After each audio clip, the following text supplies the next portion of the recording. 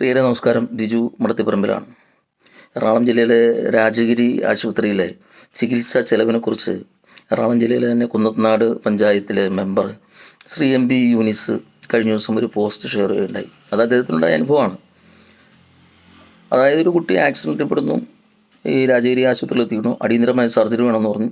പാവപ്പെട്ട കുടുംബത്തിനോട് പറയണം 4 ലക്ഷം രൂപ വരും, സർജറിക്ക് 2 ലക്ഷം രൂപ കിട്ടിവെക്കണമെന്ന് പറഞ്ഞു. ഇങ്ങനെ ആയിക്കഴിഞ്ഞപ്പോൾ ഇവർ മെമ്പറിനെ വിളിച്ചു. മെമ്പർ വന്നു, യൂനിസ് വന്നു സംസാരിച്ച് കഴിഞ്ഞപ്പോൾ ഇത് പെട്ടെന്ന് 2 ലക്ഷമായി കുറവാണ്. വീണ്ടും സംസാരിച്ചപ്പോൾ 1,20,000 ആവുന്നു. അടിക്കടി വീണ്ടും കുറഞ്ഞ് 90,000 ആയി.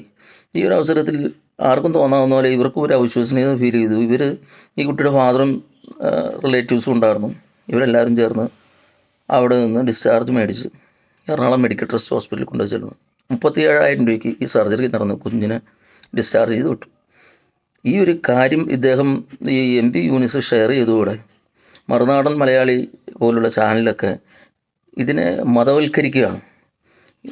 അത് വളരെ തെറ്റായ ഒരു കീഴ്വഴക്കമാണ്.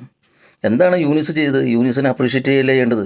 ഇങ്ങനൊരു സംഭവം ഉണ്ടായത് പൊതുജനത്തിനോട് മറച്ചു വെച്ചില്ലല്ലോ. അദ്ദേഹം അത് അറിയിക്കേണ്ടവരറിയിച്ചു. ഒരു ജനപ്രതിനിധിയുടെ യഥാർത്ഥത്തിലുള്ള കടമയാണ് അയാൾ നിർവഹിച്ചത്.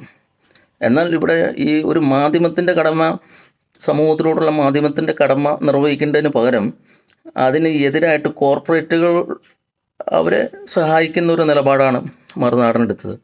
അപ്പോൾ അത് വളരെ മോശമായ ഒരു കീഴ്വഴക്കമാണ്.